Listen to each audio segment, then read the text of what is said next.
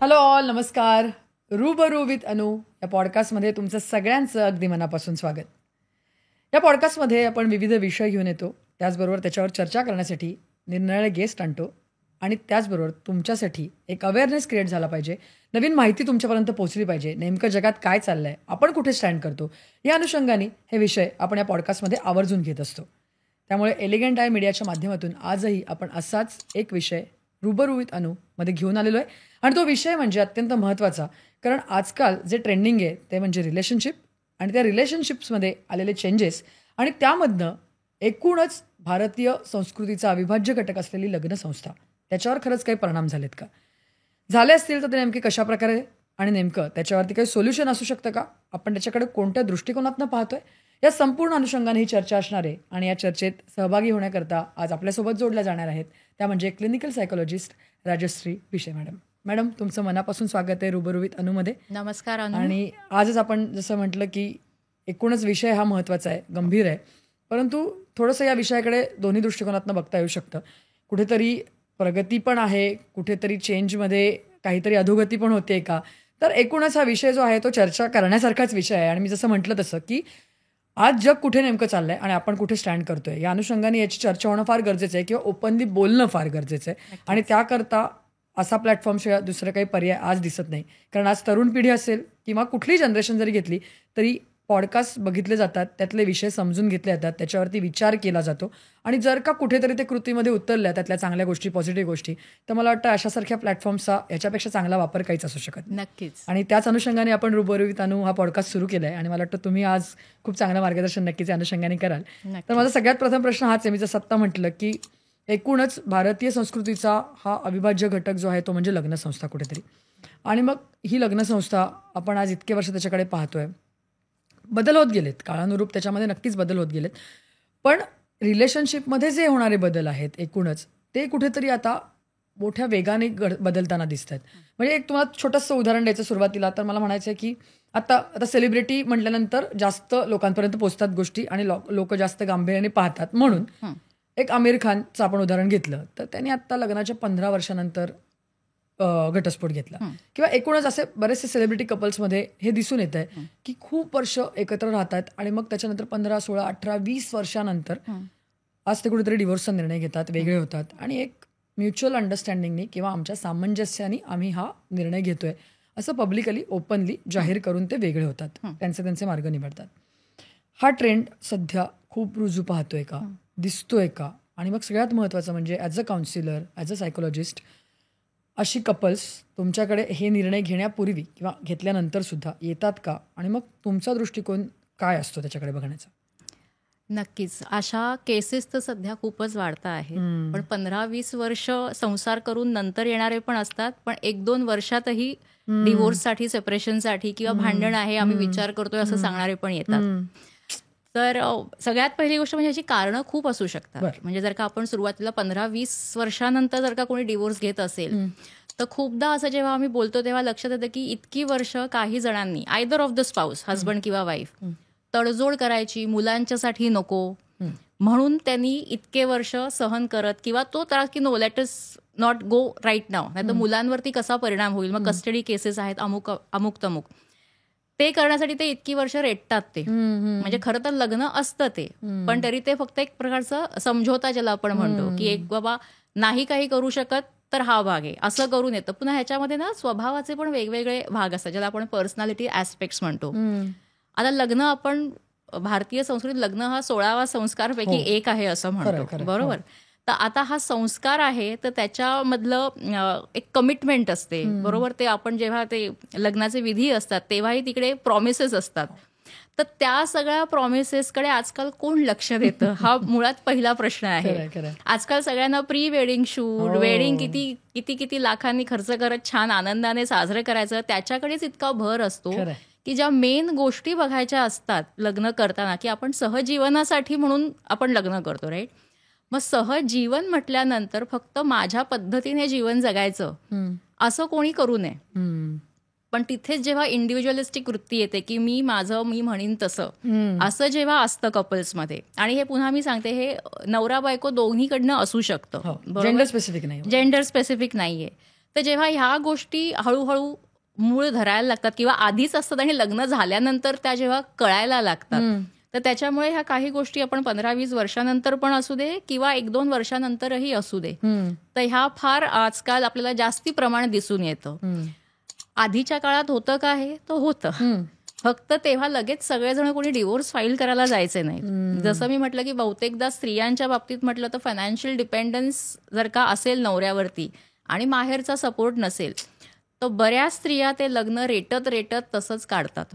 आणि त्याच्या मागे पण बरेच ताण असतात, इतर फॅमिली डायनामिक्स असतात, पॉवर इम्बॅलन्स असतो की घरातली कोण एक व्यक्ती की जिच्या म्हणण्याप्रमाणे फायनल जे काय आपण म्हणतो ना निर्णय घेणं असेल, तर बऱ्याच गोष्टी पण त्याच्यासाठी कारणीभूत आहेत.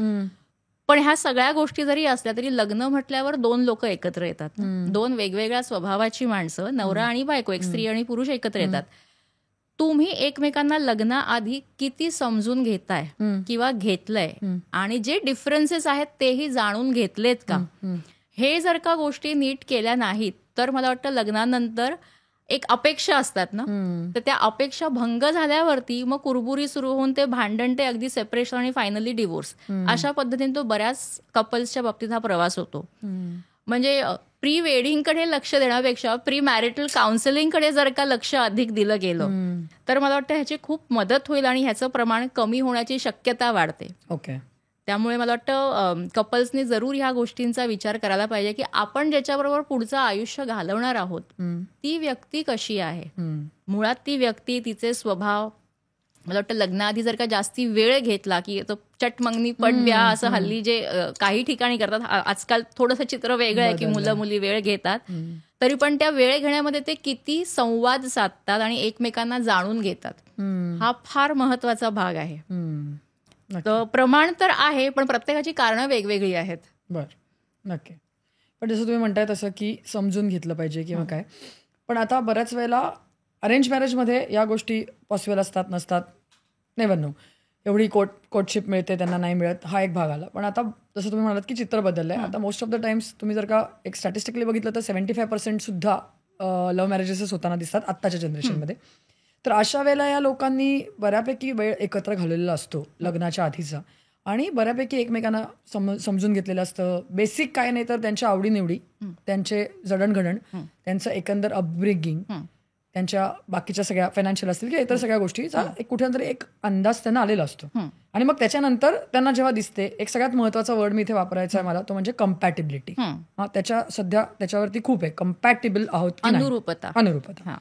तर मग कम्पॅटिबिलिटी कुठेतरी जेव्हा व्हर्च्युअली दिसते तेव्हा मग हे लोक लग्न करतात, लव्ह मॅरेज करतात. आणि तरी सुद्धा 1-2 वर्ष नाही झाली की सेपरेशनकडे यांची वाटचाल सुरू होते. आणि हे आत्ताच्या जनरेशनमध्ये प्रचंड दिसून येत आहे. आणि समहाव ना आता तो स्टिग्मा गेलाय, फ्रँकली स्पीकिंग. आता त्याच्याकडे कदाचित मी पॉझिटिव्हली बघते की डिवोर्स होतोय, हा जो स्टिग्मा एक टॅबू होता की अरे डिवोर्स, तो पूर्ण गेलेला आहे. ही जनरेशन त्याच्याकडे त्या दृष्टीने पाहतच नाही. ते फक्त ते त्यावेळेला सेल्फिश असतात, त्यावेळेला त्या स्वतःचा विचार करतात आणि स्ट्रेट प्रोसेस करतात आणि मोकळे होतात. मग इथे तुम्ही जे म्हणताय की आधी एक्सप्लोर केलं पाहिजे किंवा काय, हे तर सगळं झालेलं आहे ना, तरी सुद्धा ही जनरेशन का अशी वागते? मग माझा सगळ्यात पहिल्यांदा माझं म्हणणं आहे की दिसतं तसं नसतं. तुम्ही त्या कोर्टशिप पिरियडमध्ये खरंच तुम्ही जसे जेन्युन आहात तसं सांगता का ते फक्त त्या गुडी गुलाबी फेजमध्ये फक्त तुम्ही असं आहे असं दाखवता? आता मी इथे खोटं बोलणं म्हणत नाहीये, पण आपल्याला 2 माणसं जेव्हा, साधा आपण हॉस्टेलचं पण उदाहरण घेऊया, 2 रूममेट जरी एकत्र आले तरी किती तडजोडी करायला लागतात, बरोबर आहे? किंवा माझ्याबरोबर आता ही व्यक्ती असणार आहे निदान वर्षभर तरी, पण तेव्हा ते कसं असतं, ते मित्र मैत्रीण असं नातं असतं. इथे लग्न म्हटल्यावर एक कमिटमेंट असते, बरोबर आहे? दुसरी गोष्ट, आजकाल तडजोडीची वृत्ती, जुळवून घेण्याची वृत्ती ही फार कमी झाली आहे लोकांमध्ये. मला हवं तसं. मग इथे कोणीतरी त्यांचं स्वतःचं पर्सनॅलिटी ऍस्पेक्टचा पण भाग असेल, कधी कधी त्यांच्या अपब्रिंगिंगचा भाग असतो, कधी कधी माहीतच नसतं की ह्या तडजोडी करायला लागतात. म्हणून ऍक्च्युली जेव्हा लव्ह मॅरेज काय, अरेंज मॅरेज काय, गृहीतही धरलं जातंय का एकमेकांना, हाही फार विचार करण्यासारखा मुद्दा आहे. किंवा गर्लफ्रेंड, बॉयफ्रेंड, फियॉन्से या फेजमधनं जेव्हा लग्न मध्ये ते रूपांतर होतं तेव्हा रोल बदलले की जबाबदाऱ्या बदलतात. आणि फक्त नवरा बायको नाही तर 2 कुटुंब पण जोडली जातात. आणि एस्पेशली आता बहुतेकदा मुलगी सासरी येते, त्याच्यामुळे घर सोडून जेव्हा नवीन व्यक्ती येते तिला बऱ्याच गोष्टींची तडजोड करायला लागते, नवीन असतात त्याच्याशी जुळवून घ्यायला लागतं. तसंच घरात येणाऱ्या जे सून आहे त्या घरच्यांना पण खूप स्वतःमध्ये तडजोडी करायला लागतात. म्हणजे अगदी उदाहरणार्थ माझी आई म्हणेल तसं मी जर का आतापर्यंत करत आलो असेल लग्नाच्या आधी, तर लग्न झाल्यानंतर तसंच केलं तर चालणार नाही ना. किंवा आता लग्न झाल्यानंतर माझी बायको म्हणेल मी तसं करीन, तर तेही योग्य नाही. तर मला वाटतं एकमेकांना समजून घेऊन, फॅमिली डायनामिक्स पण समजून घेऊन जेव्हा लोक विचार करून पुढे जातील तर मला वाटतं हे प्रॉब्लेम्स कमी होण्याची शक्यता आहे. दुसरं म्हणजे अडॅप्टेबिलिटी जुळवून घेणे. ओके. ऍडजस्टमेंट इज तडजोड. आता जेव्हा आपण म्हणतो जुळवून घेणं आहे, तेव्हा जुळवून घेण्याच्या मध्ये आपलं विल स्वतःची असते, इच्छा असते. तर तो विलिंगनेसमुळे तेवढा त्रास होत नाही. पण ऍडजस्टमेंट ही नेहमी मनाविरुद्ध असते. 100%. त्यामुळे एखादं काम मी मनाविरुद्ध करताना मला तितका आनंद होणार नाही आणि ते त्याच्यामध्ये डिफिकल्टी जास्ती येतील. आणि त्याच्यामध्ये जर का इगो इश्यूज आले, इतर फॅमिली मेंबर्सचे पण डायनामिक्स आले, तर मग ते अधिक कठीण होऊन बसतं. त्याच्यामुळे लग्नाच्या आधी काय, कोर्टशिप पिरियडमध्ये काय, इरिस्पेक्टिव्ह ऑफ अरेंज किंवा लव्ह मॅरेज, त्यांनी फक्त आपल्या दोघांचे स्वभाव तर समजून घेतले पाहिजेत. बऱ्याच महत्वाच्या विषयांवर बोललंही पाहिजे. Right from day to day routine activities to the financial aspects आणि अदर मेजर डिसिजन्स. हे खरंच बोललं जातंय का आजकालच्या ह्याच्यात? कारण बहुतेक उदाहरणाच्या केसेस माझ्याकडे पण आलेल्या आहेत की नाही, लग्न अपेक्षा काय आहे तुमची बायकोच्या, म्हणजे कशी काय नाही, मला फक्त अमुक अमुक पद्धतीचं जेवण स्वयंपाक तिला आलं पाहिजे. शहरी लोकांचीच उदाहरणं देते मी. किंवा मी माझ्या आई वडिलांना सोडून जाणार नाही, किंवा आमचं जसं आतापर्यंत रुटीन चाललंय तसंच चाललं पाहिजे. हा म्हटलं तर ह्या बेसिक अपेक्षा आहे. म्हटलं तर एकाच साईडने तडजोड आहे, एकाच साईडने. जेव्हा खूप त्याचं adjustment should not become an exploitation. Exactly. आणि पुन्हा नवरा बायको दोन्हीच्या बाजूने सांगतो. त्याच्यामुळे एक प्रोसेस असतो लग्न झाल्यानंतर एकमेकांना समजून घेण्याचा. म्हणजे लग्नाच्या आधी समजून घेतलं तरी लग्नानंतर roles differ, responsibilities differ. Okay. म्हणजे खूप जण असं म्हणतात की मला ना लग्न का केलं, तर काय नाही एकटेपणा होता ना, मग आय नीडेड अ कंपॅनियन, की मग मला पण नवऱ्याबरोबर पिक्चर बघायला जाता येईल, ते फिरायला जाता येईल. हो, पण ते फक्त तुम्हाला काही ठराविक दिवस किंवा वेळासाठी करायला लागणार आहे. एकदा लग्न घेऊन घरात गेलात तुम्ही की सकाळी चहा करण्यापासून ते इतर ज्या एक घर म्हणून रिस्पॉन्सिबिलिटीज असतात त्याची जाणून घेतलंय का तुम्ही? की अगदी मग सिम्पल, मग स्वयंपाकाला बाई आहे की नाही, किंवा माझ्या घरात सगळ्यांचं रुटीन किती वाजता असतं, किंवा आता नवऱ्याने पण विचार करायला पाहिजे की आता माझ्या घरात एका वेगळ्या अपब्रिंगिंग मधनं एक जर का स्त्री आलेली आहे तर तिच्या आतापर्यंतच्या सवयी लगेच लग्न झालं म्हणून बदलतील, एका दिवसात कसं बदलतील? अजून एक महत्वाचा मुद्दा बघितला गेला की खूप जणांना लग्न झाल्यावरती, भले मुलगी सासरी आलेली काय किंवा मुलगा लग्न झालेला काय, एकमेकांच्या सवयी पटकन बदलायला बघतात. की आता इथे आलात ना तुम्ही, मग आता इथल्यासारखं करायचं.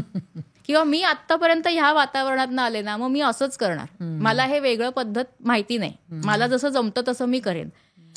तर समजून घेण्याआधी, तर थोड्या रोलची सवय व्हायच्या आधी, त्या घराशी फॅमिलियर व्हायच्या आधी जर का तुम्ही समोरच्याला बदलायला गेलात तर कोणाच्याही सवयी पटकन जात नाही. आणि मग ते कठीण गेलं आणि घरच्यांनीही समजून घेतलं नाही की बाबा नवीन आहे, अमुक आहे तमुक आहे, द प्रॉब्लेम स्टार्ट.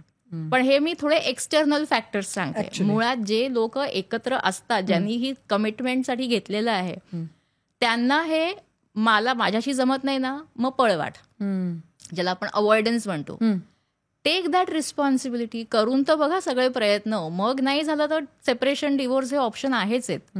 सगळ्यांना ना पटकन सगळं चांगलं चांगलं हवं असतं, सगळं झटपट, सगळा इन्स्टंटचा जमाना. नाती अशी नसतात ना. आणि आपण म्हणतो ना की लहानपणापासून आपण एका फॅमिलीमध्ये राहतो, आपल्या घरी पण भले न्यूक्लिअर फॅमिली धरलं तरी मिनिमम 3 माणसं तर घरात असतात. मग त्या 3 माणसांबरोबर आपण जुळवून घेतो, कधी तडजोड करतो, कधी त्यांच्या मनासारखं वागतो, कधी आपल्या मनासारखं वागतो, रुसवे फुगवे होतात. पण म्हणून काय लगेच तिथे कुटुंब कोणी सोडून जात नाही. आपण त्यांचा, इतर सगळ्यांचा स्वीकार कसा करतो, त्यांच्या गुणदोषांसकट, हा फार महत्वाचा मुद्दा आहे. बरोबर. आणि तिथे ते टॉलरन्स आणि पेशन्स कमी पडला की मग प्रॉब्लेम्स सुरू.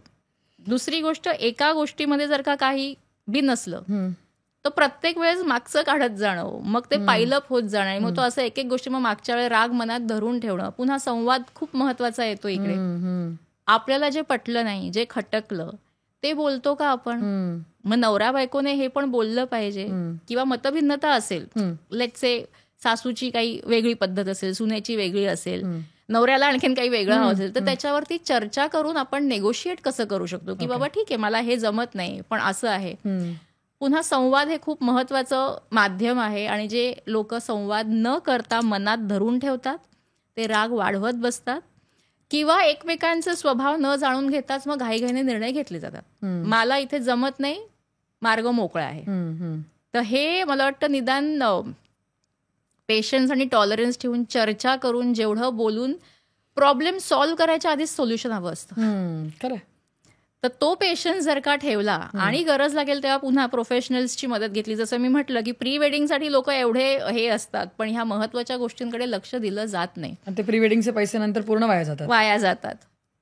त्यामुळे आपण लग्न करताना मुळात आपण का लग्न करतोय हे प्रत्येकाने विचारलं पाहिजे. म्हणजे एकटेपणा घालवण्यासाठी तुमच्याकडे मित्रमैत्रिणी पण आहेत.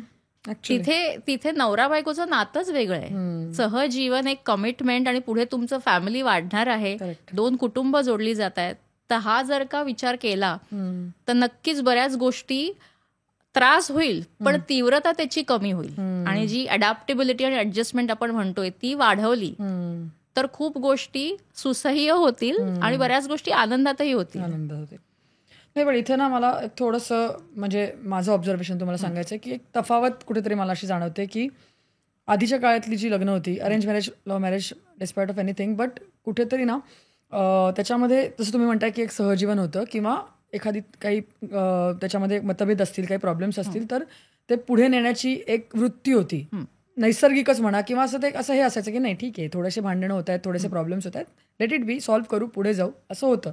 आणि त्यामुळे कदाचित ही लग्न टिकायची आपल्या आईवडिलांची असतील, आजी आजोबांची, आपल्या जनरेशनमध्ये सुद्धा. पण आताच्या जनरेशनचं असं आहे ना, कदाचित त्यांना असं ही तफावत मला का वाटते, कारण आता हे लोक एक्सप्लोर करतात एकमेकांना, डेटिंग ॲप्स आलेले आहेत, त्याच्याद्वारे एकमेकांना भेटतात, दिवस चॅट करतात, सगळ्या गोष्टी एकमेकांच्या समजून घेतात. आणि तरी म्हणजे इथे हे प्रॉब्लेम्स असून सुद्धा पुढे जायचं होतं, पण इथे यांना सगळं माहिती आहे, सगळ्या गोष्टी त्यांच्या परिचित आहेत, दिसत आहेत, कुठेतरी तरी पण एक कुठेतरी कॅज्युअल अप्रोच आहे आणि त्यांना पुढे जायचंच नाहीये. मग आहे ना प्रॉब्लेम, दिसतोय ना problem, just let it be, सोडून देऊया, तुला वेगळा पार्टनर मिळेल, मला वेगळा मिळू शकतो. म्हणजे ही तफावत दिसते की इथे प्रॉब्लेम्स आहेत तरी we still can go ahead, we can do something, have some solution. आणि इथे प्रॉब्लेम्स आहेत, ओके आहेत ना, ठीक आहे, नको, वेगळं होऊया, पुढे जाऊया. राईट, ही तफावत. राईट, तफावत आहे. तरी पुन्हा मी जसं म्हटलं तसं की एक तो आपण 16 संस्कारातला लग्न संस्कार म्हणतो, ती जबाबदारी आहे. लग्न कुठलंही नातं ही जबाबदारी आहे आणि त्रास आला की डिस्कम्फर्ट झाला की सोडून द्यायचं. So lot of avoidance tendencies की मला एक तर जबाबदारी नकोय. बरं, प्रत्येकाचे स्वभाव असतात जसं मी म्हटलं मगाशी प्रमाणे.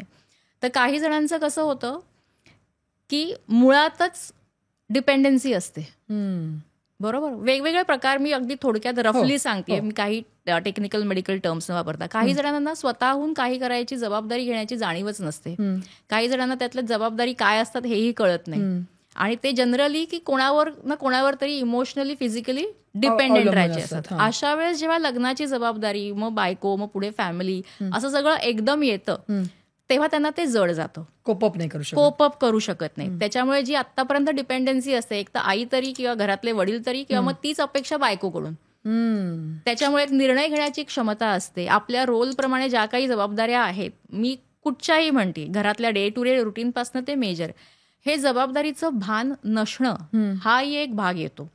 दुसरे असतात की दुसऱ्या स्वभावाचे की मी म्हणेन तसंच झालं पाहिजे, बरोबर, की हट्टी स्वभाव आहे, या घरात मी म्हणजे माझा शब्द, मग सगळं माझ्या मनाप्रमाणे करायला पाहिजे, मग दुसऱ्याच्या मताला किंमत पण नाही द्यायची, की हे हवं तर हेच हवं, मग ही भाजी असेल तर हीच भाजी, याच पद्धतीने करायची असेल.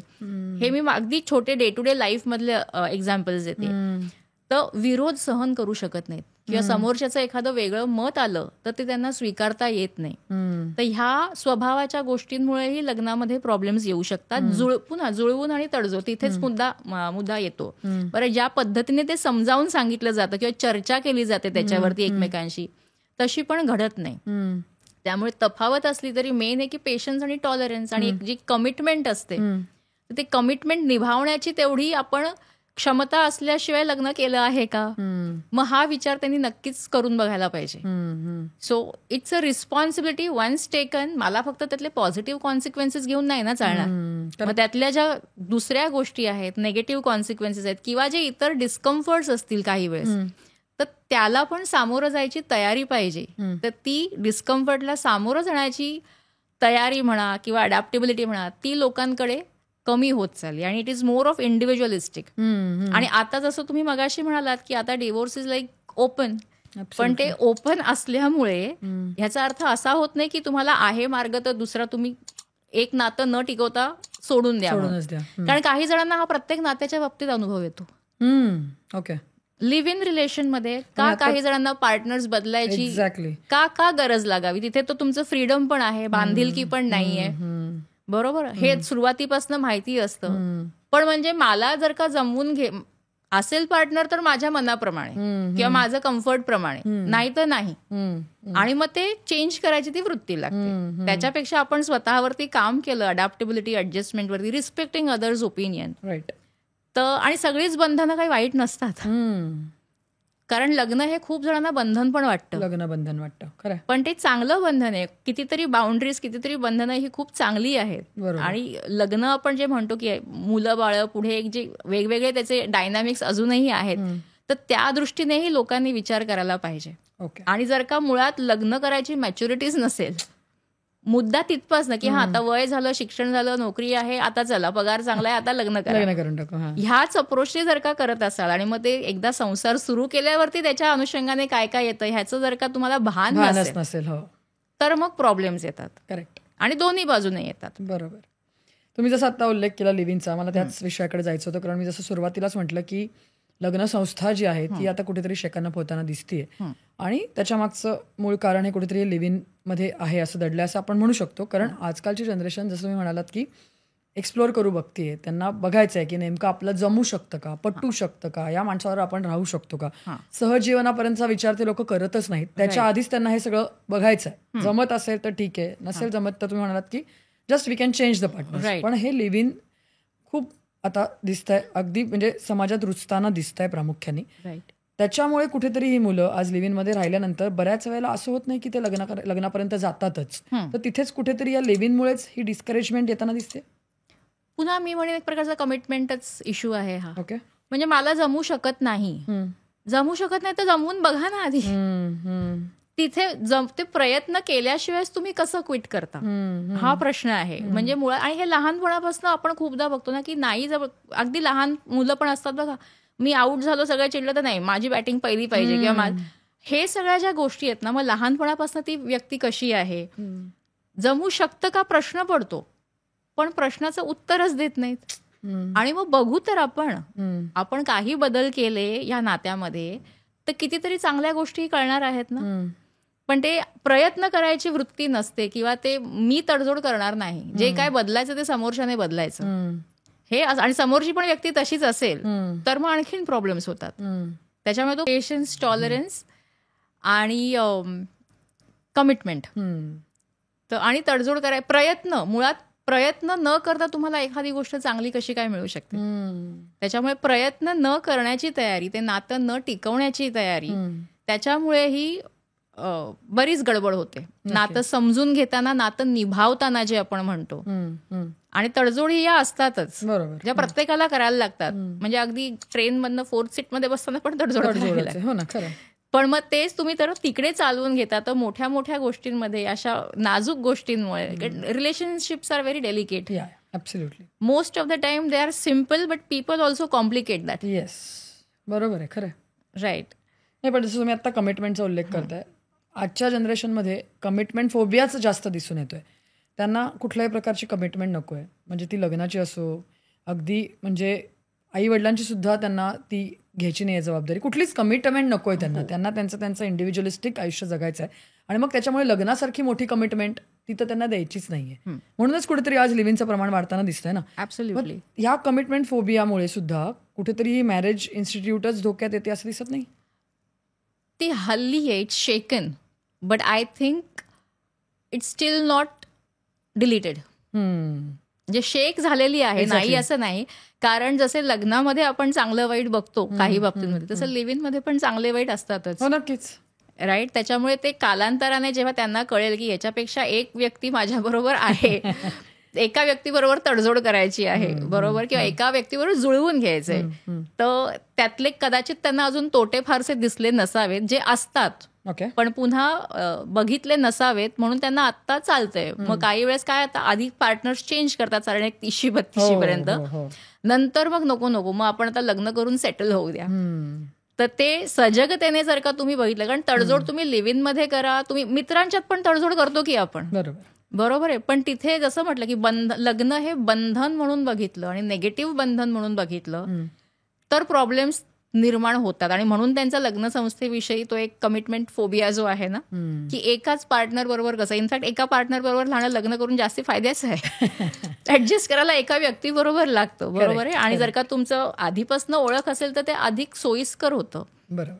कारण तुम्ही यू आर प्रिपेअर्ड ना, की अमुक माझा नवरा किंवा माझी बायको इतके वर्षाचा सहवास आहे, मग कोर्टशिप असेल, काय कितीतरी कॉलेजपासनं नाती असतात, ती लग्नामध्ये नंतर परावर्तित होतात, तर तुम्हाला पॉझिटिव्हली घेतच नाहीत काही, की it is more unless there are major problems in any relationship, की ती अब्युझिव्ह आहे किंवा फिजिकल अग्रेशन वगैरे काही आहे किंवा इतर काही गोष्टी असतील, ते असेल तर ठीक आहे. पण आपण कितीतरी उदाहरणं बघतोय, एस्पेशली पूर्वीच्या काळातली, की कोणीतरी एक स्पाऊसला काहीतरी डिफिकल्टी आहे, काय आहे, तरी पण ते मनापासनं, मी तडजोड म्हणून पण नाही म्हणते, मनापासनं तो विश्वास ठेवून ते कमिट, कारण ही आपण एकदा जबाबदारी घेतली या नात्याची की मग ते निभावण्यासाठी पण ती आपलीच रिस्पॉन्सिबिलिटी आहे, with all the plus and minuses.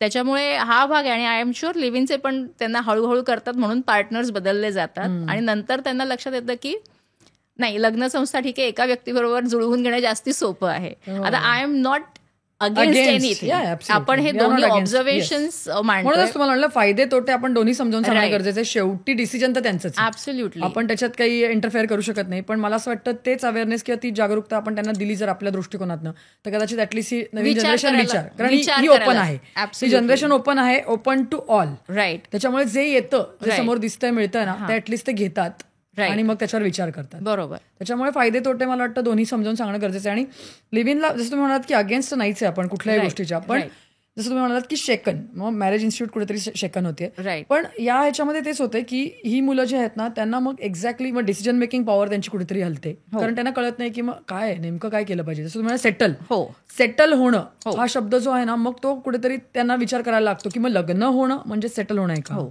का लिव्ह इन मध्ये आहोत आपण आणि बाकीच्या सगळ्या रिस्पॉन्सिबिलिटीज पण हँडल करतोय, so that is also one kind of a settlement. Right. तर मग अशा वेळेला या मुलांचा जो एक भरकटलेला प्रवास असतो ना पूर्णपणे चालू, तो कुठेतरी एंड होतच नाही, ते त्या भरकटलेल्या जहाजात कुठेतरी फिरत राहतात. आणि मग अशा वेळेला ना त्यांच्या पेरेंट्सची पण मनस्थिती आणि एकूणच आजूबाजूचा सगळा जो हे आहे ना माहोल, तोही कुठेतरी खराब होऊन जातो, बरोबर. मग त्यावेळेला लग्न संस्था बेटर आहे असं वाटतं का?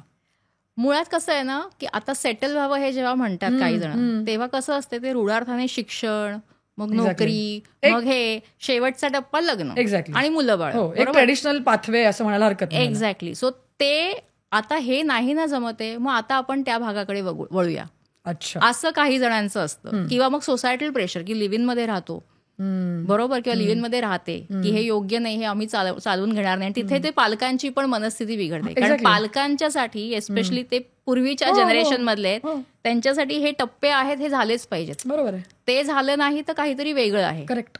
त्यांचा पण ऍक्सेप्टन्सचा विचार पाहिजेच ना. ऍब्सोल्युटली. तर तोही भाग आहे. आणि दुसरी गोष्ट, लग्न झालं नाही आपल्या मुलांचं म्हणजे पुन्हा त्यांना एक गिल्ट आणि त्यांना एक कुठेतरी एम्बॅरसमेंट येते. आणि मग खूप जण त्या प्रेशर खाली पण जाऊ दे, एक तर आपलं इथे अजूनपर्यंत काही नीट होत नाहीये, मग शेवटी त्यांच्या मनाप्रमाणे करा, तर ह्या मोडला पुन्हा ते येऊन पोहोचतात. त्याच्यामुळे बऱ्याच गोष्टी आहेत, प्रत्येकाला जे सूट होईल जसं होईल ते करावं. पण मुळात आपण लग्न मी टिकवू शकणार नाही आणि त्या जबाबदाऱ्या घेऊ शकत नाही म्हणून मी कुठेतरी लिव्ह इन मध्ये राहतोय का किंवा राहतेय का, हा विचार नक्की केला पाहिजे. कारण ज्या व्यक्तीला ऍडजस्टमेंट इश्यूज आहेत ते मित्रांच्यात पण असतात, ते लिव्ह इन मध्ये पण असतात, ते मॅरेज मध्ये पण असतात. आणि आपल्याला आयुष्य जगताना जुळवून घेणं आणि तडजोड करणं आणि नात्यांचं रिस्पेक्ट करणं, जे मी म्हटलं की प्रत्येक बंधन जर का तुम्ही वाईट म्हणूनच बघितलं तर ते you are always going to find more faults. Correct. And you are valuing your freedom more. कारण नवरा बायकोच्या नात्यात पण खूप जणांना आपली स्पेस मिळत नाही म्हणून पण प्रॉब्लेम्स, अगदी डिवोर्सच्या केसेस बघताना पण की आपल्याला स्पेस मिळत नाही आपली, ही एक कायम तक्रार असते. स्पेस पण डिफाईन करणं गरजेचं आहे. ऍब्सोल्युटली. सो स्पेस हे इंडिव्हिज्युअली पुन्हा सब्जेक्टिव्ह होतं थोडं, पण ते मी पुन्हा तेच उदाहरण देईल की आपण लहानपणापासून आपल्या कुटुंबाबरोबर राहतो ना, आई वडिलांबरोबर, भावंडांबरोबर, तिथे तुम्हाला स्पेस नव्हती का मिळत, मग तिथे तुम्ही करू शकता. पण सडनली लग्न झाल्यानंतर मग तुमचे हे स्पेसचे इश्यूज वाढतात किंवा मग त्यांना तुम्हाला कळतच नाही. त्यामुळे विथ अवेअरनेस काय प्लस अँड मायनस, कारण प्रोज अँड कॉन्स हे असणारच. दोन्हीच आहेत मला वाटतं. दोन्हीच आहेत. अगदी मॅरेज इन्स्टिट्यूटचेही असतील आणि लिव्हिंगचेही असतील. ऍब्सोल्युटली. आणि जसं तुम्ही म्हणालात की त्यातलं आपल्याला सूट काय होत आहे, बरोबर, ते जास्त बघणं गरजेचं आहे आज. पण त्याच अनुषंगाने मला तुम्हाला विचारायचं आहे, मगाशी पण तुम्ही एक न्यूक्लिअर फॅमिलीचा उल्लेख केला. आताचं जर का बघितलं वातावरण तर न्यूक्लिअर फॅमिलीचा जमाना आहे. आता एका घरामध्ये 3 लोक 4 लोकांच्या वरती लोक नसतात. तर मग अशा वेळेला कसं आहे की न्यूक्लिअर फॅमिली म्हटल्यानंतर रिस्पॉन्सिबिलिटी पण वाढते, येणारे स्ट्रेस पण जास्त असतात, जबाबदाऱ्यांचा ताण पण कुठेतरी आपल्यावरतीच सगळा असतो, म्हणजे शेअरिंग नसतं थोडक्यात मला म्हणायचं. पूर्वीच्या काळी कसं एका घरात 4-5 लोक असायची, मोठी लोक असायची, घरात आणखीन कोणतरी एक्स्ट्रा माणूस आलेला असायचं, तर सगळ्याच कुठेतरी शेअरिंग होतं. मग ते तुमच्या रिस्पॉन्सिबिलिटीज पासून ते तुमच्या ताणापर्यंत सगळ्या गोष्टी डिवायडेड असायच्या, शेअर केल्या जायच्या. तर त्याचा कुठेतरी एक लग्नसंस्था टिकून राहण्यासाठी, एकत्रित राहण्यासाठी फायदा होत होता का? आणि मग आता न्यूक्लिअर फॅमिलीजमुळे तिथे प्रॉब्लेम दिसतोय का?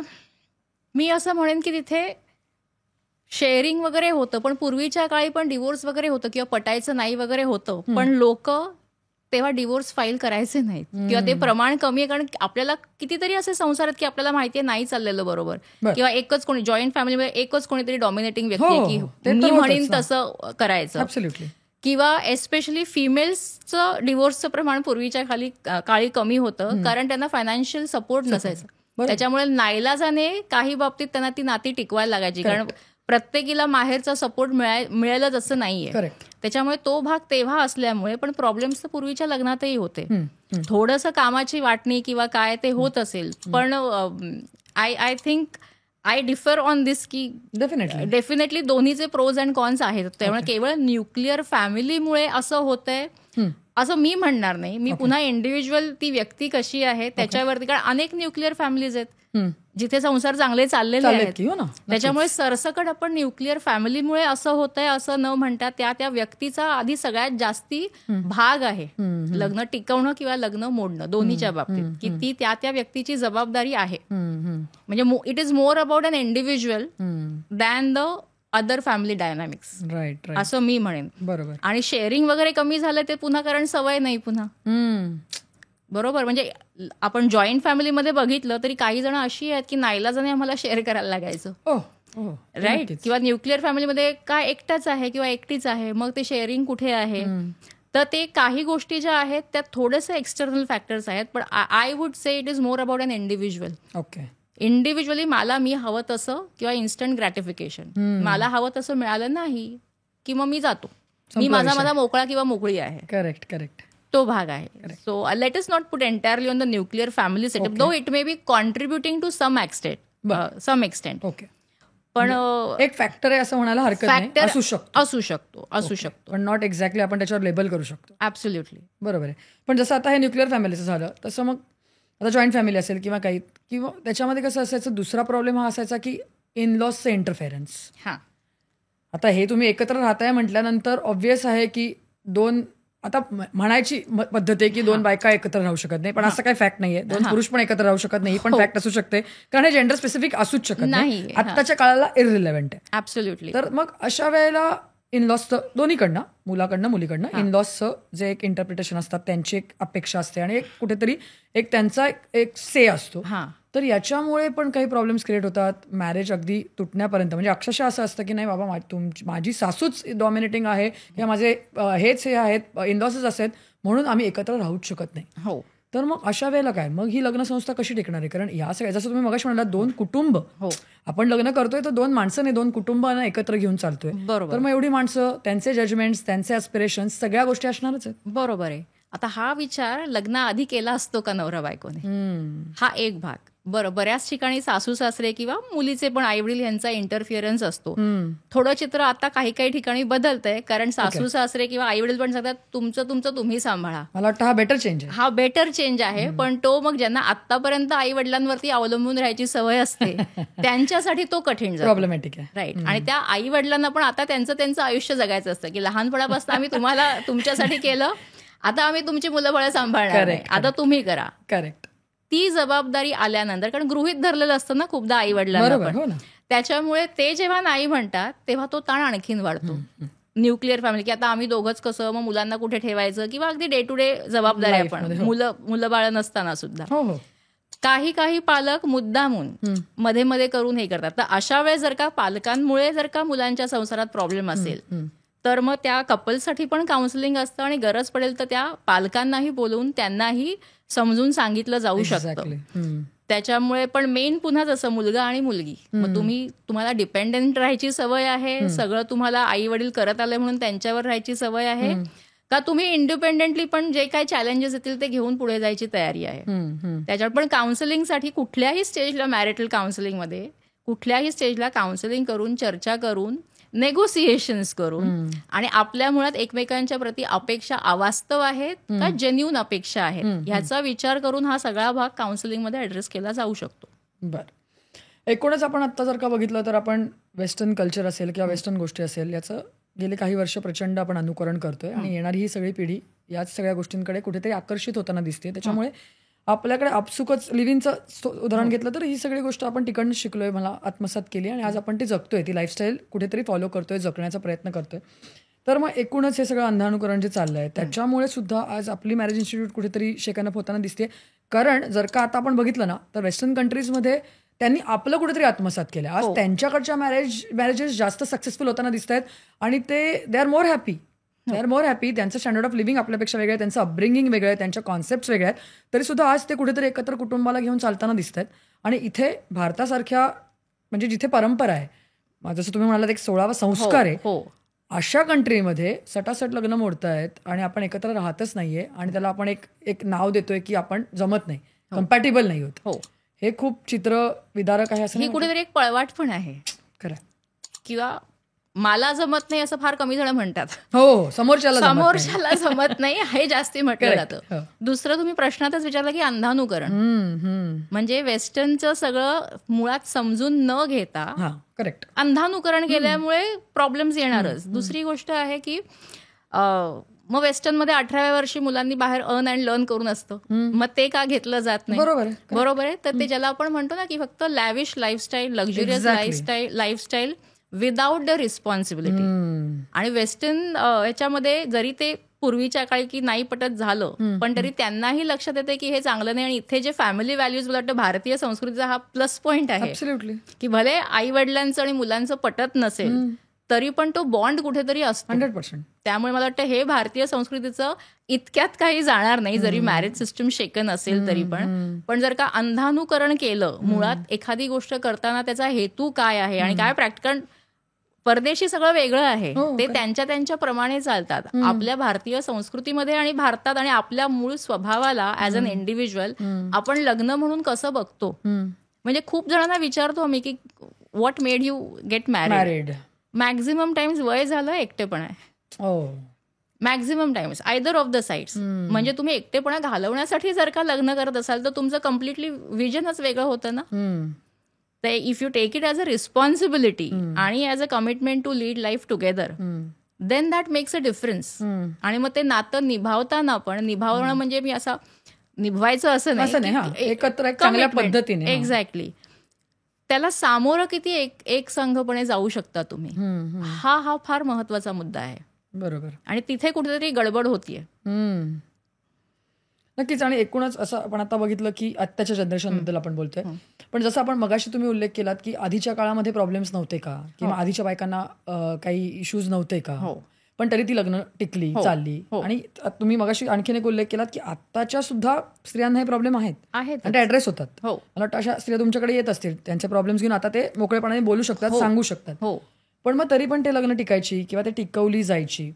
पण मग ह्याच्यामध्ये आपण आता ही मॅरेज इन्स्टिट्यूट म्हणतोय किंवा त्याच्याकडे एक चांगल्या पद्धतीने बघतोय, पण ह्याच्यात मग कुठेतरी एक अन्याय झाल्यासारखा किंवा कुठेतरी असं आहे की एकच कोणतरी बाजू दबली जाते आणि मग त्याच्यावरतीच कुठे ना कुठेतरी या सगळ्या गोष्टींवरचा एक ताण येतोय आणि तरी सुद्धा ते निभवलं जात आहे. मग याच्यामध्ये कुठेतरी एक निगेटिव्हिटी नाही दिसत तुम्हाला? नेगेटिव्हिटी दिसते, मला वाटतं त्याच्यावरती काम केलं पाहिजे. See if the marriage is workable, work towards it. If we see that for ABC reasons अजिबातच पुढे जाऊ शकत नाहीये, तर at least we help them separate their ways smoothly. Exactly. आणि त्याच्यासाठी की आपलं काहीतरी गडबड आहे हे कळून प्रोफेशनल हेल्प घ्यायला फार फार गरजेचं आहे. त्याच्यामुळे जसं मी म्हटलं की प्री मॅरिटल काउन्सिलिंग पण आहे. मग लग्न झाल्यानंतर पण खूप जणांना येतात आजकाल की नाही पटत आहे आमचं. एक्झॅक्टली. आणि त्याला व्हॅलिड रिझन असतील, व्हॅलिड रिझन्सही आहेत. पण होतं काय की प्रयत्न करायची तयारी ही डिफर करते. बरोबर आहे. पण मला इथे तुम्हाला हे म्हणायचं आहे की बऱ्याच वेळेला हे रिझन्स जसं मी म्हटलं व्हॅलिड असतात किंवा कुठेतरी एकच व्यक्ती त्याच्यामध्ये जर सफर होतीये, मग कुठेही असेल, म्हणजे जसं तुम्ही मगाशी म्हणालात की एक फायनान्शियल पॉवर एकाच व्यक्तीकडे, जेंडर स्पेसिफिक नाही पण एकाच व्यक्तीकडे, तर मग कुठेतरी दुसरा माणूस दबला जातोय, कुठेतरी त्याच्यावरतीच सतत अन्याय होत आहेत, मग त्याला ते अत्याचार पण वाटू शकतात. तर मग अशा वेळेला आपण जर का त्यांना सेपरेशनचा मार्ग देतोय किंवा त्यांना तो मार्ग ओपन करून बघतायत ते त्याच्याकडे त्या दृष्टिकोनात, तर ते योग्य नाहीये. जर अशा वेळेला सुद्धा तुम्ही काउन्सिल करून त्यांना सांगणार आहात की नाही तुम्ही अजूनही प्रयत्न करा. नाही, सायकोलॉजिस्ट कधीही कोणाला सांगत नाहीत तुम्ही लग्न करा किंवा नका करू किंवा डिवोर्स घ्या किंवा नका. Okay. Overall if it's workable and if you wish to work on this we can work towards. If you wish to stay separate, let us see की कटुता न येता जसं काय होईल मॅक्झिमम, की जिथे दोन्ही स्पाउसेसचं मुलं असतील तर त्यांचंही ओढाताण न होता चांगलं होईल, त्याप्रमाणे त्यांना काउन्सिलिंग केलं जातं.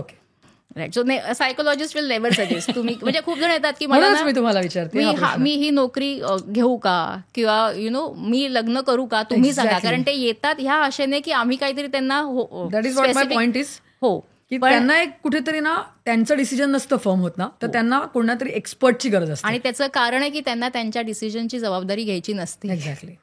तुम्ही सांगितलं म्हणून आम्ही केलं हे कुठेतरी. आणि सायकोलॉजिस्ट कधीही सांगत तुम्हाला काय करायचंय सांगा, आपण त्याच्याबरोबर काम करूया. And we work with both the spouses. मग नवरा बायको कधी इंडिव्हिज्युअल सेशन कधी जॉईंट सेशन. पण तिथेच बघा ना की मी लग्न करू का नको किंवा मी डिवोर्स घेऊ की नको, इतकी निर्णय क्षमता अफेक्ट झालेली आहे त्यांची. म्हणूनच एक्झॅक्टली. पण म्हणजे इथे कोर्ट ऑफ लॉ सुद्धा तुम्ही गेल्यानंतर इमिजिएटली तुम्हाला डिवोर्स देत नाहीत ना. त्यांचं सुद्धा काय म्हणणं असतं की तुम्ही जुळवून बघा, तुम्ही एकत्र राहून बघा. आता काउन्सिलरचा पर्याय हा लॉनीच दिलेला आहे आपल्याला. लॉ अँड ऑर्डर तुम्हाला सांगते की जा घटस्फोट घ्या, वेगळे व्हा, असं नाही. You have to do some efforts from your side.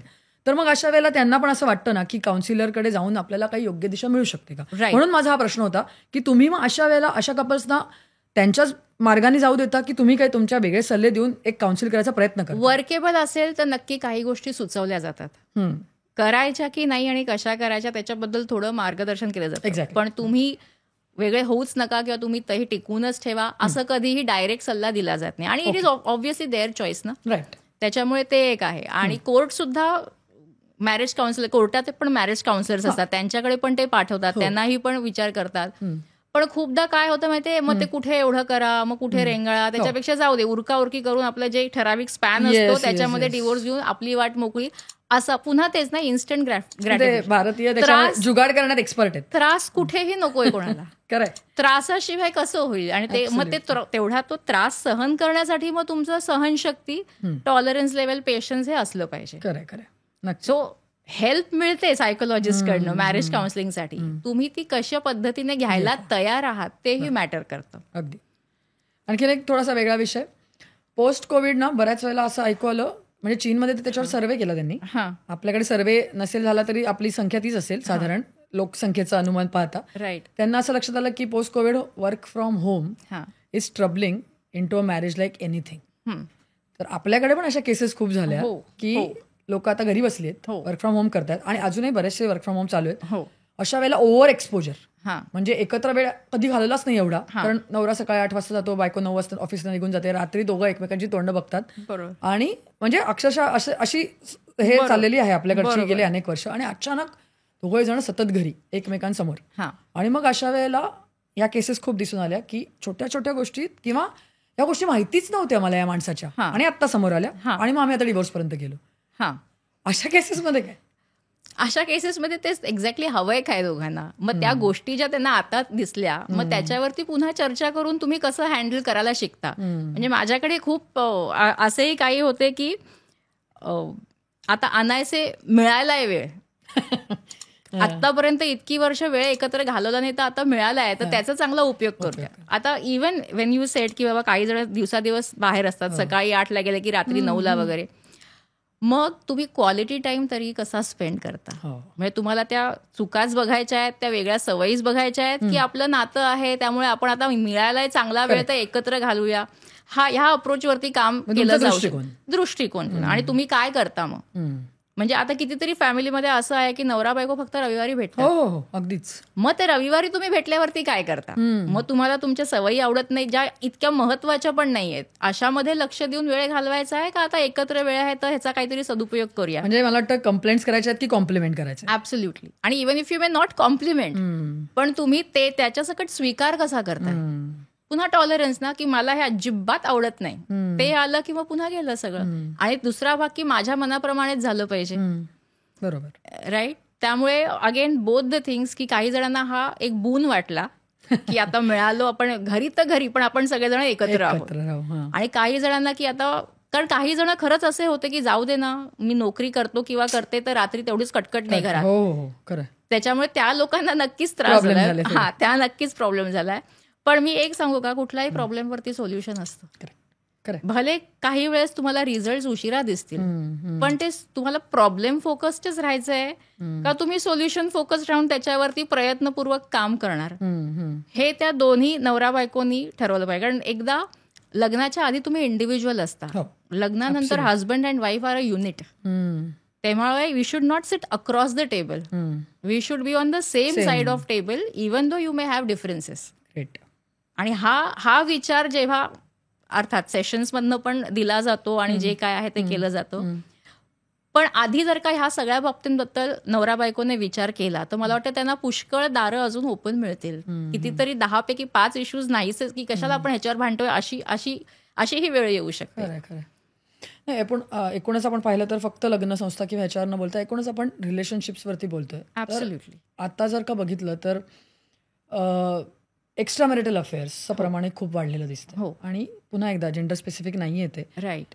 तर मग या सगळ्याकडे तुम्ही एक सायकोलॉजिस्ट म्हणून कसं बघता, किंवा तुमच्याकडे एक्स्ट्रा मॅरिटल अफेअर्स असलेली लोक त्यांचा गिल्ट घेऊन म्हणा किंवा त्यांच्या आमचं आहे हे आणि आम्ही हे ऍक्सेप्ट केलंय पण त्याच्याबरोबर चालायचं कसं, या दृष्टिकोनातनं येतात.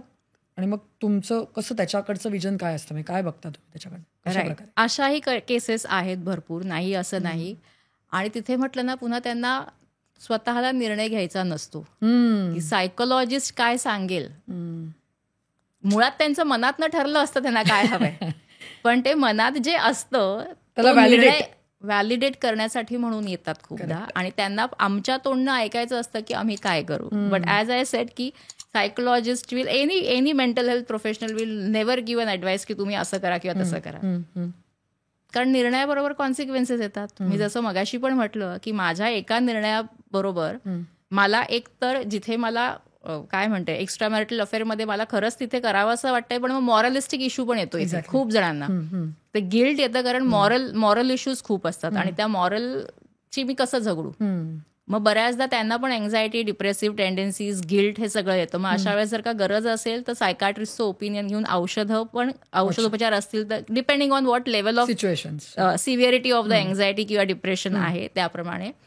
पण शेवटी निर्णय तुम्हालाच घ्यायचा आहे ना. मग त्यांना कमीत कमी गिल्टने आणि जास्तीत जास्त चांगल्या प्रकारे स्वतःचा निर्णय जो काही असेल तो whether they want to continue the extra marital relation किंवा नॉट, त्यांना जे काही निर्णय घ्यायचा आहे तो कसं निर्णय क्षमता आणि त्याचे कॉन्सिक्वेन्सेस, तर हे त्याच्यावरती चर्चा केली जाते. आणि मग कॉन्सिक्वेन्सेस दोन्ही दिसल्यावरती मग ते आपापला निर्णय घेऊ शकतात की what do I have to do. So weighing the pros and cons of their own decision आणि being prepared for the consequences as well. असं नाही ना चालत की मला फक्त पॉझिटिव्ह कॉन्सिक्वेन्स. बरोबर.